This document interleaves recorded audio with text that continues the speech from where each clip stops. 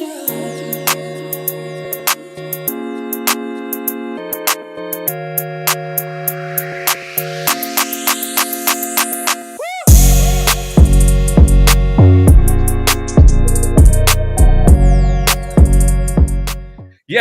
people. What's going on? Welcome back to United View. Welcome to another morning view. Happy Monday, man. Happy new week. Let's get it. Do you know what I'm saying? Away from football. Let's get in the right mindset. Let's get locked in. Let's get ready. Let's have a top week. And I'm saying that because I feel good. Everyone feels good. And I'm talking about away from football. I mean, I'm actually being deadly serious here. Whatever you're going to be doing this week, whatever goals and that you've got to get done, whatever difficulties you got this week, get it done. You can do it. Do you know what I'm saying? Community is behind you. We're behind you. I'm behind you. Big up to everyone in the chat. You know what it is? It's roll call settings, man. That's what you got to do. Straight up, Lil Yo-Yo, you know what it is. Steffi Jenks, you know what it is. Joe Blackman knows what it is. All the mods know what it is. But do you guys know what it is? Kahid Jr. says, yes, Flex. Good morning, says, produced by Palmeiras. SP, the Ghost says, season starts now. Laughing faces. It does. Someone said, so the season starts when the Carabao Cup starts. Well, for us it does, and it started against Southampton. We'll get into it. Hell yeah, Flecky, says Timo, and Azo Rashid says morning. Good afternoon, guys, says Troll. So it must be on the other side of the world. And Brendo says morning, peeps. Smash a like. Yeah, 100%. Get the first 100 in the bag straight away. We've got 90 straight off the bat. So big up to each and every one of you. We've got a lot to talk about. Season starts now. Me and Owen thought, let's have a chat about that and what that means. Yeah, don't worry, don't panic. We're not saying we're back. Yeah, you're not, Eric Ten Hag fighting back as well. I want to talk about some of the individuals going forward as well, because there were some decent performances from some individuals against Southampton, albeit it's one game. But just as a bigger context with some of the games we've got coming up as well, we want to talk about that. And also, before we carry on, big up to each and every one of you who watched the video with Dr. Andre and dropped a comment / a like. A lot of people enjoyed it. You know what we do here. We always think of new and different ways, or we try to anyway. It's not easy, but we try to think of different ways to connect with you guys, different things we can bring to you, to offer to you guys at the same time as having fun ourselves. And we came up with that idea, as did some of the guys at Gowan Life as well. So shout out to them, which was brilliant. And it was a really, really good video. As a fan, just in speaking to Dr. Andre, I just wanted to know more as a fan. So if I feel like that, we're all one. We're all fans of United. We're all going to feel like that. So, big up to you guys, man. It was a really good video. It was a really good video. I tell you what really interests me actually the most is when he started talking about almost the politics involved in the medical department.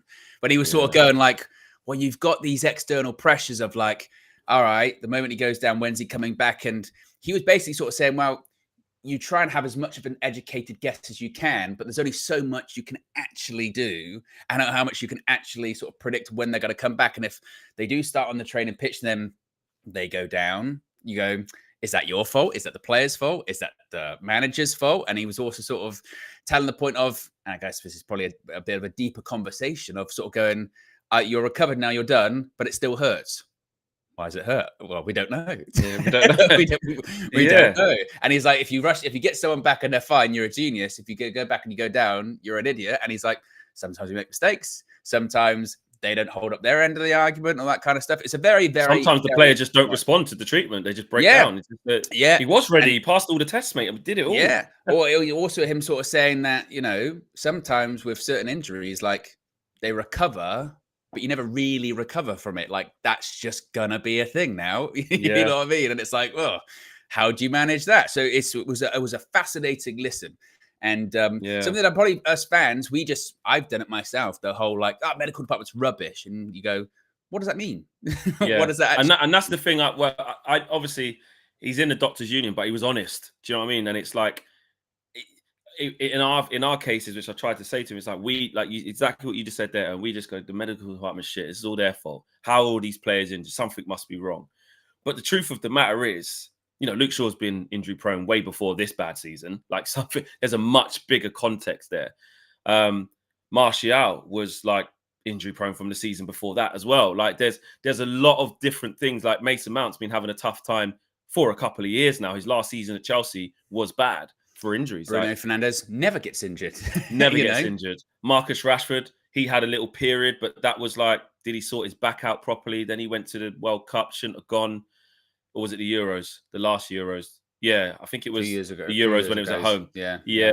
Shouldn't have went, done his back in, got injections. Then he went to the Qatar World Cup after that, but he got it all sorted. But you know, there's a lot of stuff going on. So big injuries, big video, and we'll talk a little bit about it later on in terms of injuries and that as well. But the season starts now, Owen. Now, you know what's interesting about this? I said this on the full-time view after the game at the weekend, and after seeing the Premier League weekend play out as well, it is interesting, isn't it? Because you sort of go, you see teams drop points. Obviously, Liverpool lost against Nottingham Forest. You see other teams that maybe haven't started very well. Spurs, they got 4 points out of their first 4 games. You know, and it's not to say Manchester United, actually, it was really overblown, and we did actually start the season well. We still necessarily haven't. But it does go to show a little bit, doesn't it, of there's still a lot at play here. You know what I mean? The table, I did see after the Liverpool game, I think it might be one of the Super Chats came and said, the table's starting to settle now, how it's going to look at the end of the season. You go, no, not yet. Not yet. Maybe like at the tippy top, City are already running away with it. You know, Arsenal already worried about we're dropping points or whatever. But the rest of it, you know what I mean? Like suddenly we've got Palace at the weekend away. And towards the end of last season with the injuries and how we were playing, we're like, Palace away, no chance. Now, with the start they've had, they did come back, make it 2-2, but they drew against Leicester. They haven't had the best start. You go, actually, maybe this is a good time to go to Crystal Palace away from home. So like maybe not that the start was, it was not terrible. It was a poor start with those 2 defeats. But there is still time to recover, basically, you know. Yeah. And obviously with Manchester United, you are still 1 loss away from a complete crisis. We were like 100%. That at the weekend. If we lose against Crystal Palace in this coming weekend, it will once again be, you know, here we go with crisis or whatever. But now would be the time for Erik ten Hag to sort of go, look, all that stuff has happened. The next international break's not for a little bit. We now know what our squad is. Hopefully, when you're talking about the injuries, the hope was anyway that, you know, your Højlunds would be back around this point, wouldn't it? Right after the international break. Same with Mason Mount would be back after at this point around the international break. Ugarte now can have training and can get into the team. Of course, he did play at the weekend. He came on. And you also had players that came in for some criticism, i.e. Marcus Rashford, scored at the weekend. Matthijs de Ligt got criticised in the international break, got player of the match at the weekend as well. So not to say that we're totally back, because it would be a ludicrous thing to say. We are back, Manchester United. There's no drama, no problems after you've beaten a newly promoted Southampton side. That did dominate us for 30 minutes. I mean, you can't escape that, but we got through it. We did deserve to win the game. My goodness me, it could have gone very differently had Andre Onana not saved a penalty. But football's funny like that. Sometimes it is those little sort of pivot points, and hopefully United can kick on. I say the word hopefully because there's no guarantee, you know. And as many people will point out, if you play like we did the first 30 minutes against the majority of other sides in the Premier League, you might find yourself 1-0 behind. But we won. We got you, and you got to take it, and you got to try and turn it into something. There's no point, I think, being completely like. It's sort of both ends, isn't it? You can't be like, all right, we're totally back. We're totally back, but you also can't completely swipe it off because what means nothing. It does mean something. It just means, like, again, what it means, what we said it would mean if we beat Southampton, which was right, cool, got it done, nice. Talk about what happened in the game, who played well, who played bad, etc., etc. What went good, what went bad. Keep it stepping. That's it. Like, 1 foot forward and multiply. That's it. That's all we can learn from it. Yes, of course, it's nice. You can go into things a bit deeper. You know, ironically, the international break that De Ligt had, you know, for him to come back and get man of the match, get his first goal and a clean sheet. You know, there's a contrast there, which we can say, see, that was nice. Hold that. Everyone was saying he's this, he's that. Well, he's come back headstrong. That's why we said, don't worry about what happened, Netherlands. Get him back in our team. Get him starting, please. We don't care. That proves that. Marcus Rashford looked confident. That's good. Ahmad looked confident and good. Yeah. Eric started to trust him a lot more. That's good. Garnacho, super sub. We keep saying it, don't we? Want him to start, but mate, off the bench, he's kind of lethal. Yeah, it's the Trossard thing, isn't it? The Trossard got like well into double figures last year, being that guy. So if you do, you know, Garnacho's got a lot about him, though. There'll be a point where he starts going, oh, but as long as we can keep him like that, chomping up the bit and mix and match, like here's a start here versus not a start and whatever, keep the competition high. Because my worry is that from the wide areas, where are our goals going to come from? Because we're relying on a lot of inexperience, and then you're relying on Marcus Rashford, who you can't hang your hat on. So if we can get them all being just in a good mood. 2 goals from wide areas. Yeah. 2 goals from wide areas. So if we can get them functioning and just a healthy rotation, we start to worry less about the conversation goes away of Rashford shouldn't be starting. It should be Garnacho. Where's Ahmad? What? I'm fed up of this. Or why is he taking off Garnacho again? And that. It goes away if they do, if they just are confident and doing what they done Saturday. Sorry. So yeah, but it's on to Barnsley, mate. You know, mix up the team, make a few changes. Not too many. Let's be honest, not too many, because actually there's a mixture in it of some of the players are tired and we don't want to go down the injury path, so you've got to rotate some. But because you've got to preserve and look after some, that then has a knock-on effect in my eyes with what Eric will do at the top end of the pitch and the middle of the pitch. Because if the back four, he has to rest a couple just to keep it fresh, which he will, he's then not going to want to make wholesale changes up front and in midfield. And it's Barnsley at home, but I don't know. I just know what he's like, man. It'll change, obviously, defenders. So you'll see like Maguire will play, Johnny Evans will play. I don't know what he'll do at fullback. Maybe Harry Mass might actually get a game. Wouldn't be shocked with that. But do you think Anthony definitely starts? Yeah, I don't. I think so. I think he'll just have to, because I think with injuries and what happened last season, I think he'll just. And I know that usually he doesn't want to, but I think Ugarte will start. He'll want minutes. Give him minutes. He might be Ugarte and like a Casemiro, maybe, you know. I wasn't paying attention, but obviously you just remember the sort of the assist and the finish for the third goal. But the pass from Casemiro for the third one, it's a really good pass. Yeah, it's a really good pass. And he still got that in his locker. Remember in the preview where we said if Casemiro has to play, because we thought he might even start. Remember, you was like he might not make. We were like, he's not going to do like against Liverpool. I know it was mad, like, and the future of Casemiro needs to be moved on. I get that, but he's not going to do that every single time he plays for us again. Like, always pass it to the opposite team, like after every pass. Like, he's not going to do that. He's still going to be able to give us something here and there, as long as it's here and there. Like, that was the perfect time. Yeah, I think you'll probably see like Anthony. Maybe Garnacho does start in that one. I think Zirkzee will probably still play. And I tell you what, hey, coming out of UVHQ, there was a bit of controversy regarding Joshua Zirkzee at the weekend, which I staunchly disagreed with. KG, I thought, was being very harsh about Zirkzee's performance. Because everyone, you know, when you get a sense where obviously you stick by opinion, but then sometimes we've been doing this long enough, you get a sense where you go, no, I don't think this is what you're seeing, KJ. I'm not sure about this one. I think you might have to look at this. And the comments were unanimous. A 5 in the player ratings? Was it a 5? Yeah, I give him a Zirkzee. You give him a 5. Yeah. Look, I've been in that room. Yeah. So sometimes when you are watching, you know, a match or whatever, and suddenly you do hyper focus on one thing, and maybe because he missed a couple of chances, you go, oh, but actually, when I was watching the game, that wasn't what I was thinking. I saw the chance in the first half where he stretched out his leg. I'm not sure what more he could do, really. The one in the second half where the defender blocked it. When you see the replay, he sends Ramsdale the wrong way. Like, it wasn't a terrible finish by that regard. And in terms of his link-up play, I thought his link-up play was pretty good. I think the one thing maybe we just have to realise of him is we can't necessarily misprofile him as the striker that 25 goals or 20 goals per season, because I don't think some people are like, mate, I want my striker to score goals. What is this? But actually, maybe the team playing better and somebody looking after the ball better and, you know, linking. And he still could have got the goals. He still could have got the goals as well. In a position to get 2. Yeah, exactly. He was in the position. And to be fair, in the first 4 games, a couple of starts, a couple of times off the bench, he's always been in the position to score those goals. You know, it was unfortunate, obviously, against Brighton. He was in the position. Against Liverpool, probably could have had at least a couple there. Was in the position at the weekend, was in the position.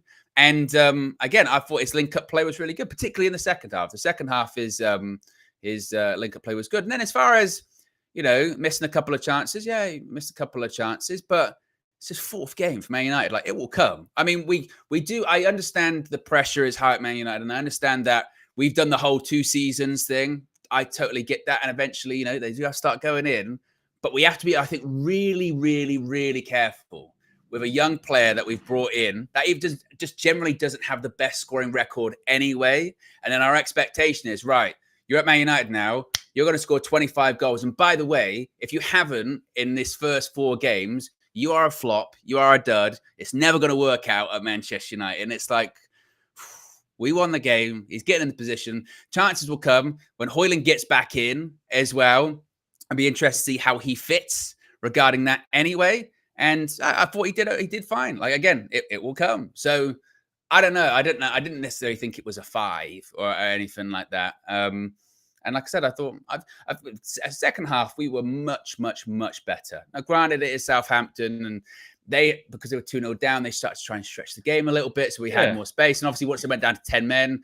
But my criticism of the second half would be, even before they went down to 10 men, we could have been like 3-0 up anyway. We just didn't take a chance. And that was my only thing. I was like, oh, are we actually killing off the game here? Or is this going to come back to bite us a little bit? But yeah, on Zirkzee, now's not the time to be too harsh. I think it's the end of the season. He's got like 5 goals, and you go, oof, well, actually, then maybe that is a bit of concern. But 4 games in, a lot of games to go, and a lot of goals to be scored, and assists to be gotten. Yeah, 100%. Tabra says, my Anfield judge worked. I was playing 4D chess. Big up. Tabras was working at Anfield at the weekend. He put down on. Yeah, he said, I'm on my way to Liverpool, and I went, oh, and then it went, I'm working at Anfield. I was, I wouldn't say that. What was he doing? I don't know. Maybe working hospitality. Well, mate, send him every week. Tabrez, whatever job that was, bro. Whatever you was doing, get the contract again. Get the call up again, bro. Go in there, infiltrate, and just do what you need to do, bro. Mash up their thing, bro. Sabotage their thing. Do what you need to do. Jinx them, judge them, whatever. Just go up there every week if you have to. Brain247 says, it will benefit. It benefits United if we can hire a doctor that can work with the witch doctors. Yeah, I mean, judge doctors, witch doctors. When he said witch doctors, do you know what? I was like, Dr. Andre's proper. I was like, Dr. Andre's proper. He doesn't mean like an actual witch, like witch, voodoo witch. So I thought he must mean, is this a company? Is this what is this? Like, the way you can call them up, then you could choose which one you want. That's where you went like, what? They're not nice because they're a witch. Yeah. I was like, he does mean that. And I was like, he means judge. He means casting spells. He means the proper thing. I was like, judge doctor. You know what I mean? I'd have called him a judge doctor. But yeah, interesting from Dr. Andre to hear that. Like, it's a straight real thing. 100%. Ray, big up Ray, says, morning flex, Felix. And Owen. Sometimes people do that one, Felix. He says, well, I am here all year for the fight, and I think Ten Hag will be here at least till May. There was some good play after 35 minutes. Big up, guys, and we fight to the end. And yeah, that's just it. It could have gone a completely different way before that 35 minutes. I was really, really concerned. I was angry. I was swearing. I was cussing. Very. The margins are so fine, mate. And that's why you can't get too carried away, isn't it? No way, because that was, if we would have conceded that penalty, they would have scored that penalty, right? Look, Southampton aren't a great team. You never know. We might have come back. But with how fragile we are and the pressure that would have come with that, and how we actually generally did get outplayed for 35 minutes. Like, they kept coming and coming. Yeah. Diblin was having a number on Dalot. Dalot was struggling, already forced to save from him. Like, they just, like Aaron Ramsdale said in his thing, like, they just self-destructed. Like, they looked like the best team in the first 35 minutes. And if we would have been 1-0 down from that, the feeling would have just, it would have come down as like a sack of bricks. So it is fine margins. Also, Jane Doe Says Flex, big up. Make sure you cook Abby today at DR. I need an Abby gets rattled clip by EOD. Listen, I am so ready. They're not going to want to see me today. They are going to get cooked, absolutely cooked. Like AGT, the cheek. See him last week with a crown. He had a crown on. You know, had his little Ten Hag mask on. Oh shit, eh? Oh shit, eh? Yeah. Oh yeah. Where's Arnie Slot? You know, breaking down the tactics of Nuno now. Where was that vid? Didn't see that. Eh? You know, during the game. This was before you even got player of the match. I said, I thought, you know, Matthijs de Ligt was completely washed because that's all that Twitter told me. That's all the media had told me. He's washed, injury prone. Got kicked out of Bayern, never used to play because Eric Dyer, man of the match of the weekend. That's interesting. And I had Grizz replies to me going, mate, with like the hands over the face and laughing emoji. He was mating at the end of the day, Grizz. Because pause. Wow. Didn't really. Not Grizz. Yeah, not you, Grizz.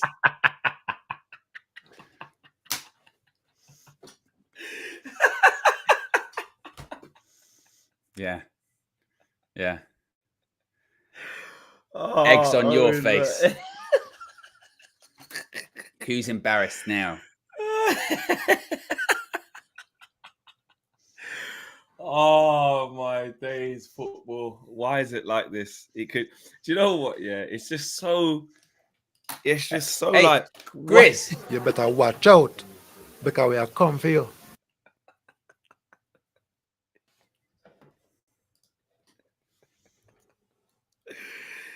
Oh, the pain. I saw AGT on Cop TV. You know, of course, I didn't see that coming. You know, we weren't good enough. Hold that. Tobes.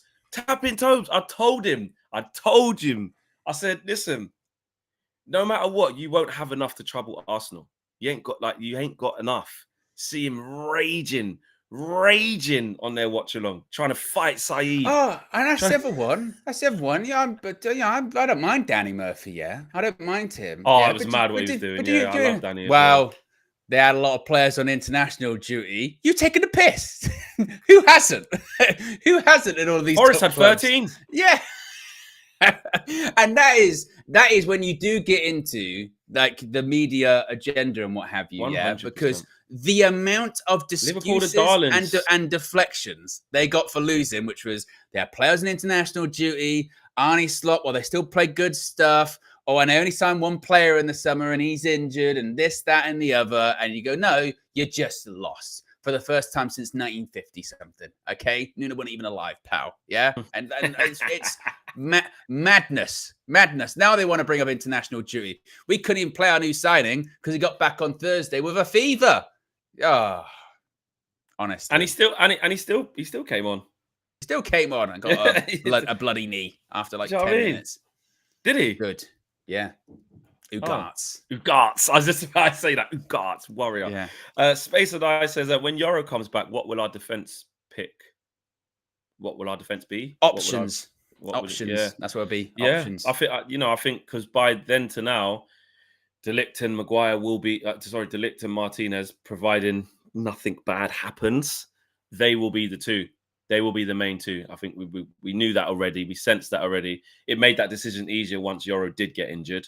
We knew that would definitely be the case. But I think even in general, when you read about how Euro was signed and why he was signed, it wasn't about now, basically. No, it's about, listen, to get this kid in, like you can't afford not to get him if you can get him. And then work it out afterwards. He's just fantastic to have. So we just bet him in. It gives us options, rotation, because we've had so many injuries and we need top class centre halves. So yeah, options like Owen says. And Harold Van Dijk says, so incredible, happy with the win. Harold Van Dijk, wow. And you know what? You can't just say like, oh, why have you got a Van Dijk's name? His last name just could be Van Dijk, mate. Like Dutch, like just could be. Exactly. Yeah. Doesn't have to be with Virgil. You get Virgil. This is a different Van Dijk. This is a Van Dijk we actually like. Don't bring up his name. Don't bring up his name. Because that was the other thing. When I said that about De Ligt, suddenly, and maybe this is what attracted Grizz, I had all these Liverpool fans in my mentions talking about Van Dijk. I never even mentioned Virgil van Dijk. Never even mentioned him. Apparently, like you were saying that he's better than him forever. If you mention a Dutch centre back, that is some kind of slander against Big Virgil. Yeah, and I was like, I didn't realise. I didn't realise he was the only centre back to ever play for ever, and he's never done anything wrong in the history of the game. Never in a million years. Never. We got 1,500 people watching, which is really good. Big up to everybody. 357 likes though. You lot know what to do. 500, please. 500. Smash a like for Liverpool losing. Smash a like for Spurs losing. Smash a like if you want Abby to get cooked. Smash a like if you want AGT to get cooked. And smash a like for Man United winning as well. That's 5 reasons. Come on, let's do it. Before we move on, Owen, I want to talk about this really, really quickly. And I want you guys to get involved. And I want your real opinion on this, everyone's opinion, right? So I watched the Chelsea game. And they were shit for ages, most of the game. It was a bit like watching us. Again, Bournemouth all over them, couldn't score. Chelsea, loads of possession now with this new Maresca ball, looking clueless, couldn't do nothing. But they got a wealth of options. They can keep, can bring on Sancho, bring on Felix, bring on Nkunku. Like, if you're Bournemouth, you're going, bloody hell. Like, do you know what I mean? So they've spent 1.2 billion. They've got a bag of options, fair play. But they were absolutely awful until, Jadon Sancho come on. But the Sancho thing, I just want to do this once and once only so that, first of all, we can just put this to bed on our channel to let you know how we feel. Yeah. And I just want to get a feeling of how our community feels about this. Because I even messaged Saeed. I put on one of the comments. I said, Saeed, why do you even care, bro? LOL. Obviously, there's some Man United fans super angry now because Jadon has come on off the bench and done something, let's be honest, that we've seen him do. Bit confident. Things are high. Things are good. He come on. He took his opportunity. Looked good. Sharp. Played some nice little passes. Chelsea improved. He gets an assist. Although the defending was shocking and Nkunku did most of it. But he gets an assist. Not taking anything away from Jadon. Afterward, he says, it's amazing to play here. This, that, and the other. My question is really, really simple. It's really, really simple. Go on. Owen, you and the community, do you care? Are you like... No, don't care. No. Right, okay. I really, really just put yes or no in the chat. Do you care? I'm only saying responding because you asked the question. Yes, but honestly, exactly. Genuinely, I really don't care. He came on against Bournemouth. He did all right. The assist was one of those ones where it's like it's a light assist. You know what I mean? It's not a direct because the defending wasn't great. But if he does well at Chelsea, then Chelsea will pay us more money for him, and that's cool. Like, I really, on it, genuinely, and now because I'm talking about it, people are like, oh, you're saying enough to talk about it. But like I said, because you asked, but I really, really don't, it doesn't bother me. I was really happy United won. I do find it a bit weird that it's like, we won a game that there was a lot of pressure on us. We won 3-0. We had several players play well. And then a lot of the sort of, by the end of the day, people were talking about a player that doesn't play for Man United anymore. And I was a bit like, oh, that feels a bit weird.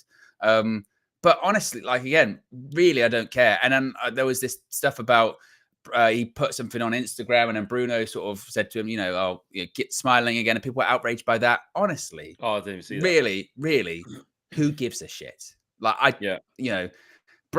press my breaking news button. Where is my breaking news button for all of this? Breaking news.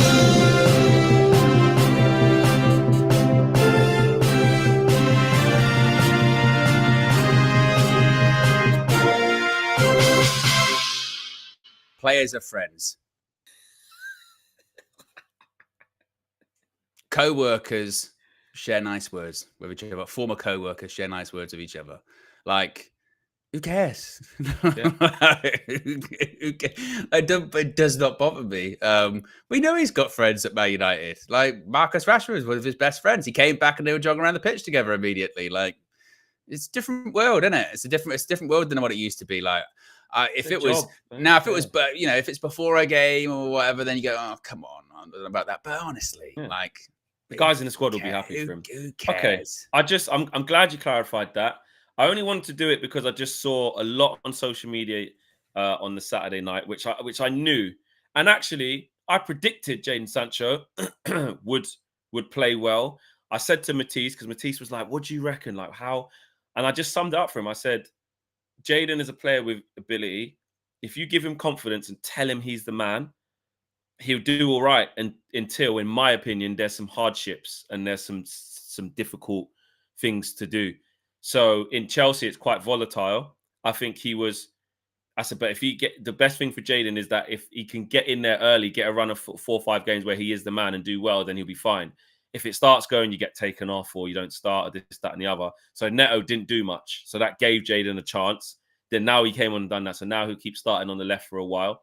Keeps his confidence high, he'll pitch in, he'll do all right. But again, whether he does or he doesn't, it doesn't mean that means we should have kept him. Someone mentions it in the chat there, right? I get it. This is, I think, what United fans don't need to do is like, so Conor Gallagher played for Atleti at the weekend, right? He scored. Exactly.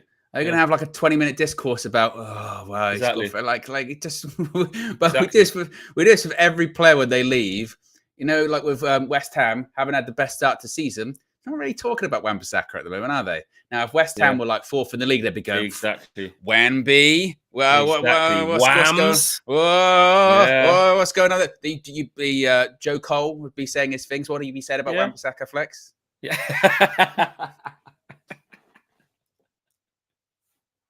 I don't know. It's too early. I don't know, Joe. I don't know who Joe Cole is. I don't know. Well, I'd be a West Ham player, so he's got a history of West Ham. So I thought that's why Joe Cole be saying his things. Yeah, he just, you know, he'd be kicking himself. I know him personally. Great lad. I know him personally. He's a good lad. Look, listen, he's come to West Ham. He's come from Man United. He's done well, but you know, he hasn't gone well for him. But I know the lad. I know his family. He's a good lad, and you know, he'll bounce back. But he'd be kicking himself. He's made the move. He'd be kicking himself. Which, by the way, as big a up statement, Whams. Big up Whams. As a statement, Whams. kicking yourself. Who does that? Yeah. Who kicks themselves? Oh, I've just kicked the camera. Oh, yeah, I'm kicking myself at the moment. What are you kicking yourself for, mate? Oh, I'm just really disappointed that I left. Yeah. What? Stop kicking yourself, mate. But even patting yourself on the back, no one goes like, "Oh yeah, well done." Very rarely. Very rarely. But I get exactly that. Exactly that. It's because of the whole thing. You know, there's so much context to not that we need to or we want to, so we're not going to. But when you break it down to rivals who just see this thing of, he got to a Champions League final, egg on Ten Hag's face. He got an assist against Bournemouth. Hold that, Ten Hag. Mate, shut up. For 2 years before Ten Hag even got here, we were all going, oh, I don't know about this. What's happening here? And then when Ten Hag did get here, had to fucking send him away for 3 months to help him, you know, which is fine. Comes back, doesn't really think, then gets in his feeling because his standards weren't up there. So the relationship broke down. Cool. Move on. Do you reckon the Bayern fans, when they see De Ligt get like player of the match, you think they have discussions about like going, actually, because they didn't want him to leave in the first place? But the one about that one might be a bit different though, because the whole fan base was like, do not let this guy leave. Well, not the whole fan base, but a lot of people were like, why are we doing this? What, like, what, and we're keeping Eric Dyer. What? Yeah. Do you know what I mean? When Eric Dyer played ahead of him, remember? Yeah, every game. Yeah. De Ligt never made it. As soon as Eric Dyer went there, De Ligt never made an appearance, mate. Never, ever again. Apart from all the times he did. But no, never. Oh, my God. So, yeah, basically everyone said they don't care. No. And Matisse already added me. He added Rants. I think he added someone else. He goes, the rise will be documented. This, that, and the other. I said, I don't care. And I'm going to bring that up with him today because on DRT he will, because what I'm going to do, I'm going to cuss Chelsea. I'm going to say it was like watching Man United. I said they were absolutely dog shit, like loads of possession, didn't do anything. And then he's going to say the Sancho thing. That will come up. And like you said, I'm going to bring up Conor Gallagher. I'm going to bring up, you know, Trevor Chalobah or whoever else is left and doing all right. Havertz every time. Like, you don't care. Matisse says he doesn't care about Havertz every day of the week because he hasn't won anything or done anything. So why are you telling me about Sancho? Exactly. He hardly played in the FA Cup final. You know what I mean? The one thing I'll give two things. The one thing I'll give Chelsea credit for is the penalty save was a good penalty save. It was a good penalty save. Yes, very good. Very good. And fine margins. If they it was very similar. Very similar to us. Apart from Bournemouth's dominance went through them way longer majority of the game. than ours kind of did. But ultimately, doesn't matter. They got the win, and they'll move on when it comes to it. And also, actually, speaking of penalty saves, because it kind of gets lost because we scored 3 goals afterwards. But Andre Onana, look, do you know what's weird about him? Yeah, is that's not a regular for him. For someone that's not great at saving shots and the fundamentals of goalkeeping, he does have a couple of penalty saves in him. You know what I mean? He has saved a couple of penalties. Whenever we have penalty shootouts as well, you're confident he'll save at least one, you know. And I'll give him credit for that. And I know that it wasn't a good penalty. It wasn't. But look, if he dives the other way, it goes in. And they go, oh, you know, good pen. Sent the keeper the wrong way or whatever. Still got to save it. And he saved the follow-up as well. Got back to his feet quickly. Caught the ball in his hands. It was a big, big moment. He got a clean sheet. Earned a clean sheet as well. Because he made some saves before that, didn't he, too? So he deserves credit for that. Obviously, the problem is that next game he could probably throw 3 in the back of his net. But you know, it was a big catalyst for us the weekend. So he absolutely deserves credit for that. And there is that feeling of, I know we conceded a lot of penalties last season, but there is this kind of feeling of, well, he could save it. You know what I mean? He's all right. He is all right with penalties. Yeah, because he's just eccentric and he can get in people's heads, and he's willing to commit as well. He's already better than David De Gea at saving pens. And He won the other day, though, didn't he? Yeah, he did. To be fair to him, actually, he did. But you know that common theme that used to have, always used to feel like he was never going to. And ironically, I think in De Gea's last game, Fulham at home, saved the Mitrovic one. Yeah, and then booted the ball, ball into the stretch for them. Fucking that. Yeah. Oh, that's funny. But yeah, me and KG was saying that, and to the point where on purpose we over exaggerated his player rating and we gave him like a 9 because we was like, that pivotal moment, we know our fragility mentally. Like if we concede that goal, all the signs would lead to Southampton deserve that. It's going to start falling like a stack of shit now. All the dominoes are going to fall. We know this. There's enough sample size of our team being shit for us to go, if we would have conceded that, we probably wouldn't have come back. I think there's enough sample size we could probably all agree. Can't say for definite, but I'd say over 80% chance that we wouldn't have won, yeah? So the fact he saved it, that literally turned the match. It literally did. And it was a massive point. It was a massive moment in the game, which, we needed him to step up and bail us out. And he did. Listen, it was a poor penalty, but he could have dived the other way. Yeah, he could have dived the other way, and then it looks like a good penalty. He still got to save it. And then obviously the rebound, it just looped up and it was fortunate. So there's an element of luck in there. But listen, it's a goalkeeper. You got guess left or right, innit? It's as simple as that. Absolutely.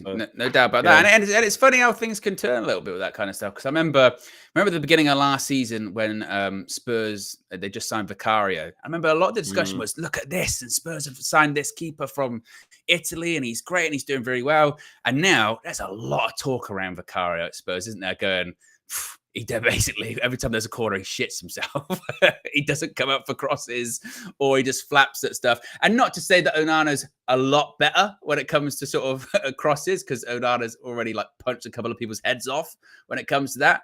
But it's just funny how those kind of narratives can change very quickly, isn't it? But I mean, we got Spurs in a couple of weeks' time, and I'm telling you now, Fleck, if I'm the new set piece coach, forget his name. All I know that his initials are AG instead of KG. AG.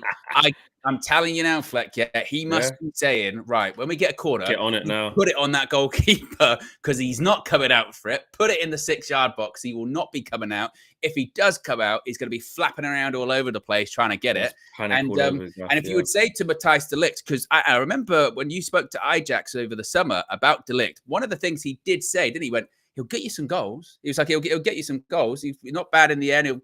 From at least a few set pieces, he'll get you some goals. So if he was the set piece coach, you would say, but well, by the way, when you're playing Spurs, put it in the 6-yard box. Simple. De Ligt, have a go. You'll get an opportunity. Put it in the back of the net. Because, I mean, Arsenal scored their one yesterday. It's basically one of the same goals they scored last season. Against simple as that. The 6-yard box. So, yeah, interesting stuff, isn't it? Interesting stuff. This while you've been talking, or we've been talking the last few minutes, Fabrizio Romano put out a quote from the Bayern Munich director, Eberel. Is that how you said it? Eberel? I don't know how you pronounce it. And he said this about de Ligt. I saw Bayern fans petition to keep Matthijs de Ligt, but we also had to sell players. We felt more comfortable with Upamecano and Kim because they can defend higher up the pitch. Then an offer came in for De Ligt and we accepted it. So I've commented underneath this. Yes. And I said, Kim, had a nightmare since he's been there and also can't move. He's stiff. Upamecano is also an accident waiting to happen as well. Like he is. So they're basically saying, yeah, we feel them two are better. No problem. We are very, very happy with De Ligt. Like, I can't stress that enough. And he's basically sticking two fingers up to their fans to say, listen, we know what we're doing. We prefer, they also wanted Jonathan Tah, but that just didn't happen. So he would have been playing ahead of one of Upamecano and Kim. They love him so much. They wanted Jonathan Tah for the whole summer, but they couldn't get him. So fine. Everyone's entitled to their opinion. Who am I to the Bayern sporting director, by the way? They will score unlimited amounts of goals. What was it? Didn't they win 6 something the other day? Whatever. Normal settings. That's not going to change. They always do that every year. They did that even with De Ligt playing there. Harry Kane scored bloody 40 odd goals. But didn't mention Eric Dyer in that tweet, did he? Didn't mention Eric Dyer. Didn't mention Eric Dyer on his 18-month contract. Like Kim Min-jae, let's be fair. Sorry, Good Vibes, John, if you're listening. I know he's your guy. Good Vibes, John. He's had a tough time since he's been there. Big expectation from Napoli. It was almost like the Koulibaly, but get Kim Min-jae. Why are we not getting Kim Min-jae? Kim Min-jae. I've seen him play quite a few times at Bayern, struggling. He defend high at the pitch. You've seen him. Well, he was the one when they played Real Madrid, wasn't it? Real Madrid. And everyone went, he ran really far forward, didn't he? Yeah. And Toni Kroos went, put it in behind. There you go. He put it in. There's issues there, Kim Min-jae. Yeah. I'm not saying he's a disgrace and he will never be good, but let's get real, yeah? And Upamecano, again, another one. When he was leaving Leipzig, wasn't it? Yeah, it was. Yeah, come on, he's wicked. Oh, come on. You look at him, you go. Well, now he's known for that.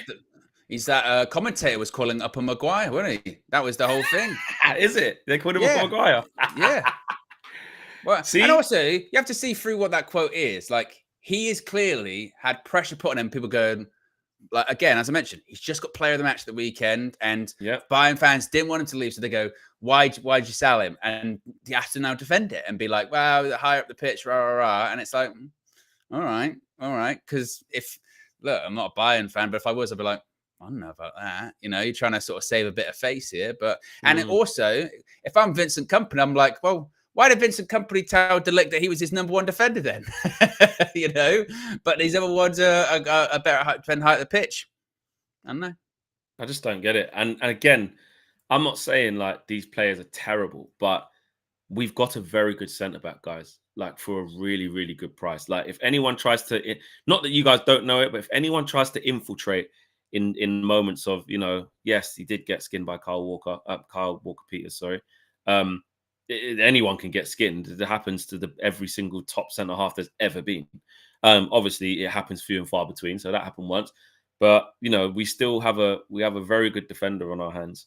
Yes, we can't misprofile him. I'm not saying he's the fastest in the world and his recovery, he's as fast as Van de Ven recovery pace and this, that, and the other.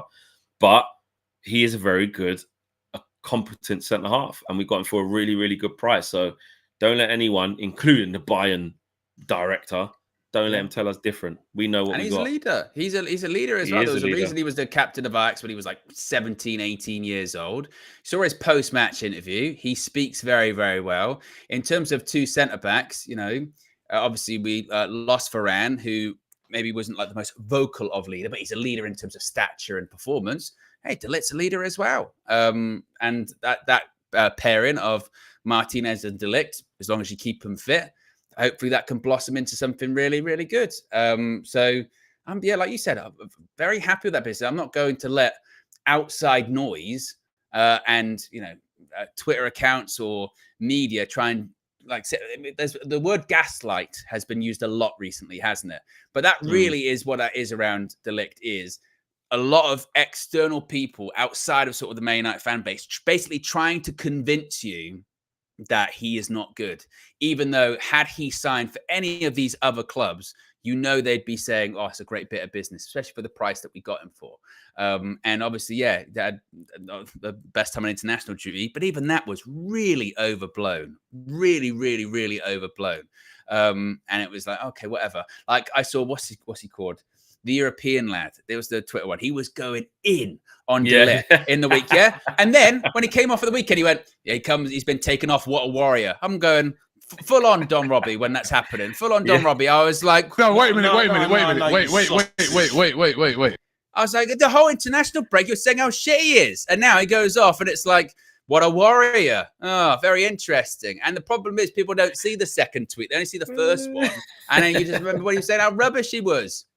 I mean, and we get called flip-flops or whatever.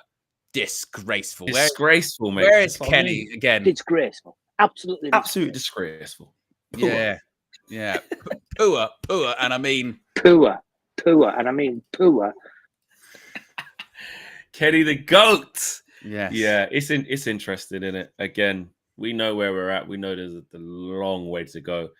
We're always, like you said, Owen, one game away from absolute chaos. But come on, man. Individually, certain players we know are good players. It's as simple as that. But people will always try and drag them down. Do you know what I mean? They will try to drag them down. So interesting to see how how he keeps doing. And now he just needs that run of games. Probably won't come against Barnsley. You need to wrap him up because he needs to be ready for Palace away. Well, he definitely said that he basically went, look, I came off a cramp. I haven't played basically all summer, and I've played 3 games in a week. Yeah. When you say it like that, you go, well, it makes a bit of sense, actually. Yeah, fair enough. exactly. You know, I played 2 international games, and I started here. He's like, and before that, my only start all the way through pre-season was against Liverpool. And we got fucking hammered. So, like, you know, I'm going to have a bit of cramp, you know. So you go, that makes a bit of sense, doesn't it? You know? No, against Liverpool. He weren't there on tour. No, he started Liverpool when he started in the league. Sorry. That was his first, sorry. That was his first start. Right, Apart from that, again, he had a couple of sub appearances or what have you. But he's like, I haven't played a lot of football. So I'm kind of, when I play 3 games in 7 days, I'm going to be pretty tired. It doesn't get me off. It makes a bit of sense. Yeah, 100%. Where are we at likes-wise? We've got over 1,700 people watching. Big up to you. Every single one of you. 581. I think we could do 650 with 1,700 quite easily before we close the show. There's an awful lot of people watching, so let's get to 650 comfortably, guys. We're nearly there. Joe Fleming says, unless Sancho gets 25 goals and assists, keep quiet. Literally. P.S. Does Owen know why I can't send 199 super chats anymore?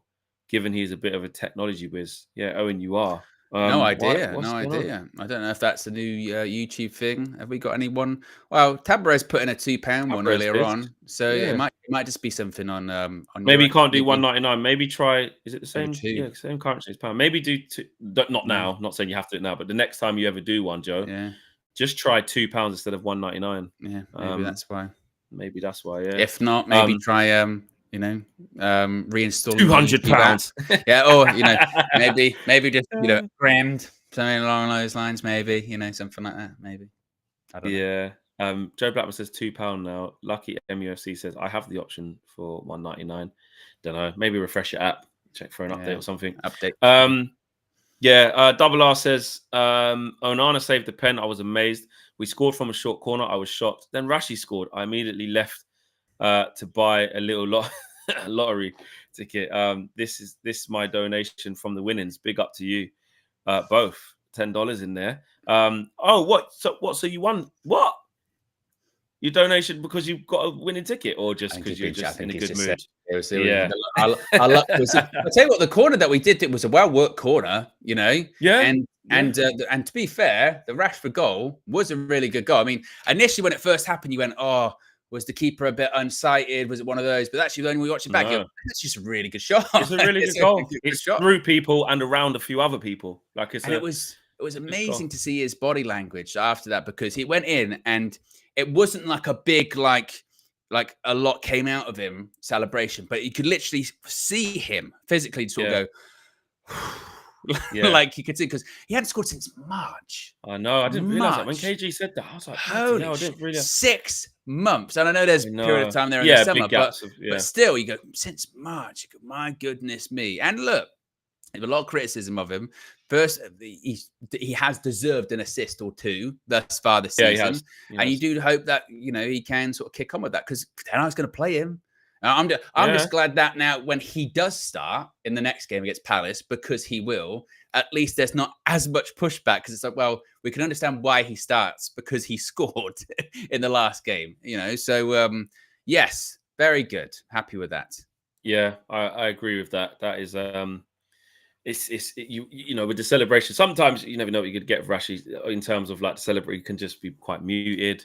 Still looks like not over the moon, or might just do that with a plain face. But the jump up and the sort of fist pump, that it was a bit more expressionate. And like you said, the biggest key, celebrations, but the biggest key to him sort of feeling confident on that day, long may it continue, is that, trying to take on people, sprint past them, cut in, have a shot. In the second half, What I mean? Yeah. But then, but the shot was on target, because exactly. let's not act like it was a good save. He cuts in. Sometimes he cuts in, shoots when you shouldn't shoot, just hits into people. You're going, why? Just keep the ball moving, or shoots way over the bar. So the decision to shoot, have a shot on target, force the save, try and take someone down the outside, bouncing it off Joshua Zirkzee, set up a chance for him. Little bits of old Rashford. It's one game. Hopefully he takes that into. Would he sit against Barnsley? Probably. I think he'll play. Yeah. Yeah, but hopefully he takes that into Palace because we're gonna need that. We're gonna need that version of Rashi, and if he's confident, we know that he can contribute. But it's always about. It's never about is there something in there. It's always about how consistently can you have it. That's what it's about. It's just like Man United in general, isn't it? Just because of a goal against Southampton, just because of a win against Southampton, they're not back, not totally into form or anything like that. But it is a start. You do have to start somewhere. You know what I mean? Yeah. So and hopefully it doesn't just end straight after the start. Exactly. which is what happens a lot. Do you know what I mean? Yeah. Ken Aldi says Ahmad or Garnacho, and I think again, look, I'm just really pleased that we have both. Do you know what I'm really pleased about? Let's just start with Ahmad just really quickly. I'm just really pleased that he's getting his opportunity now. You can tell that the trust that Ten Hag is starting to build. At the beginning of the season where he rightly deserved to be the starter on the right-hand side. And we said he was going to because he was there all the way through pre-season and Garnacho was not. So even for that alone, he was going to probably be it, and Anthony's way off it. And he had a really good preseason. Then he he has a mixed bag against City. First half wasn't that great. Second half was a lot better. Garnacho comes on, scores. First game against Fulham, gets the start, but, we were okay. We did all right. Garnacho comes on in that game. Yeah, because he should have scored. He had the goal, basically. Oh, yeah, should have scored. Should have made it 2. Against but when did he get an assist though? He got an assist for Zirkzee. Garnacho, yeah, in that game. Off the bench. So impacted the game again. Came on then against Brighton. Impacted the game. Got the winner. Yeah. Really. And then Ahmad started, scored. You know what I mean? Was doing not great before that, but scored. That probably kept him on the pitch and got Rashford off. So you go, okay. Yeah. Then against Liverpool, Rashford and Garnacho weren't great. Let's be honest. Ahmad comes on later on, but we got smashed. But Faith still, paid, when he came on against Liverpool, he was on for 5 minutes, 10 minutes, and he had the most touches that a United player had in the box the whole game. Then after the international break, he gets this game and does really well. So my point is, I like that he's building up the credit in the bank, not just as he's had a good preseason, so this kid deserves it. No, he's legitimately like, I don't need to say he's our best right winger, but he's a very, very good option for us to have, and he deserves to keep going right now. Absolutely. That's it. Absolutely. In the first half as well, in that first 30 minutes where we weren't playing amazing, Ahmad was probably our most lively and best player in that 30 minutes. Some of the touches he has. That's what I mean. Because we did create some chances, didn't we? Because obviously the Zirkzee one and what have you. And it all came from Ahmad starting it, get it out to on the right-hand side, quite a lot of space. And like you say, good touches, links the play up well, played off Zirkzee well, switched it over to Rashford or played it into like Eriksen. So It feels like the combination that works, isn't it? Is that Ahmad starts and Garnacho comes on. Even though what I did really like is that it was Rashford off and Garnacho came on at the weekend as well, because we kind of do forget with so much of Garnacho playing on the right hand side is he is better off the left. So if we can bring him on the left, you know, he offers something. But to your point, as Erik ten Hag has said, and sometimes we get so hyper focused on who starts, the starting 11, and not, you know, the 15 or 16 players involved, or even more than that. Like you need options. You need options. You need people you're going to bring off the bench. You need people that you can rotate. Certain games aren't for certain people. Certain games are for certain people, certain opponents, certain, you know, away day, certain tactics that you're playing against. I tell you what, this might be a day for Garnacho, or this might be a day for Ahmad, or this might be a day for Rashford. This might be a day for this midfielder. Or that the weekend, this was a day for Christian Eriksen, right?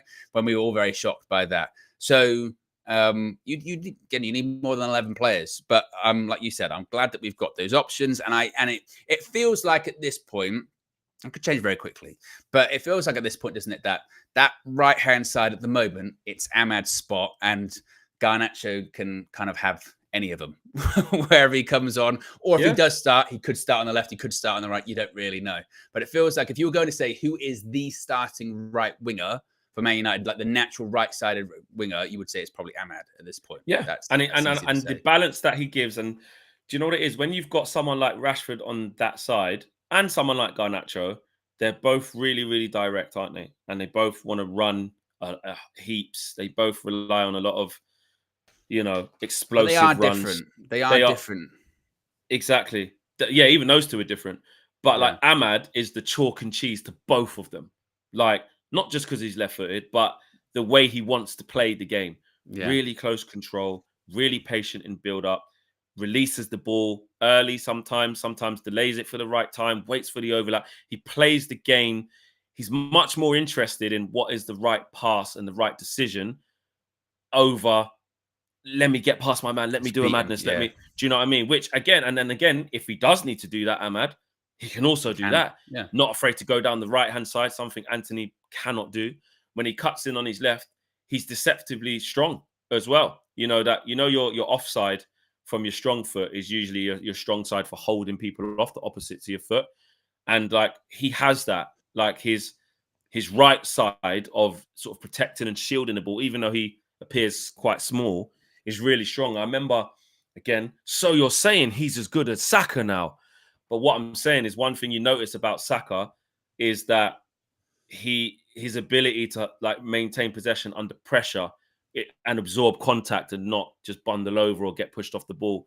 You know, and Ahmad's smaller than him. Like, Ahmad has that good core strength as well, which he can keep building upon, which I like. So yeah, I just feel, do you know what it is? When he plays, there's an element of calmness I just think he brings. Like, if the game's frantic, I feel like he can freeze the game. He can, just an intelligent footballer, you know, like, it's balance as well. It's also balance because you go, well, you know, Rashford's a left-sided player. Ahmad is a right-sided player. With Garnacho, it's a primarily left-sided player that can play very competently on the right-hand side, but maybe you don't have the complete balance that you would have if you've got an actual right-sided player on there. But exactly. Like we said, it's really good options. And it's good to have different types of wingers on either side, isn't it? Because we said Ahmad can kind of do it all, but he's way more methodical than, say, Garnacho and Rashford are, which is, you know, primarily get the ball, go up against the fullback, see if I can beat him, cut him side, maybe have a shot.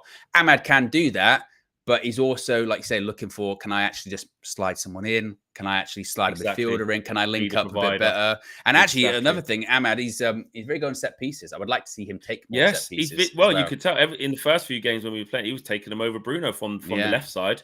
You know, out swingers and stuff like that, whichever side, taking corners as well. Got a really good delivery. So, yes, I want to say we've unearthed the gem, but been here the whole time, mate. So, just time for him to get his flowers. And with Garnacho, what he's really good at is being direct. Doesn't matter how shit he's playing. He wants the ball. He's quick. He can go left and right. And his shooting's getting a lot better. His finishing's getting a lot better. I mean, that goal he scored in the Community Shield was a really good strike, left foot. That put your foot through it on Saturday. Really good strike. Roof of the net, pretty much. Roof of the net. You know, he was there or thereabouts to score the tap in against Brighton. Made sure he was in the right spot. Maybe should have just been a bit better for that one. Should have been, hard in it, because it's like, just get any contact. You just got to get it in the net. You're not really focusing that Zirkzee's there. He might be offside. You just want to get it in.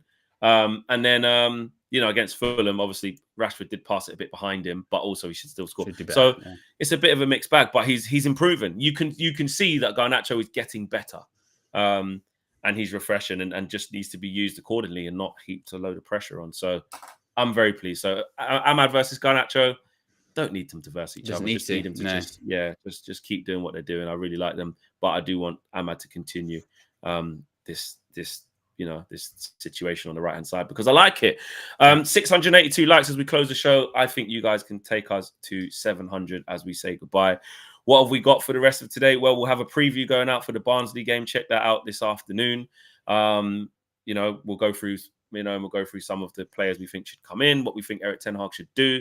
Get involved in that video. Let us know your predicted lineups, because Carabao Cup is a chance, where we can just see a little bit something different. It's quite nice to see that sometimes. See some other players. See some. Hopefully see some goals. Should be a routine game. Should be. It better be.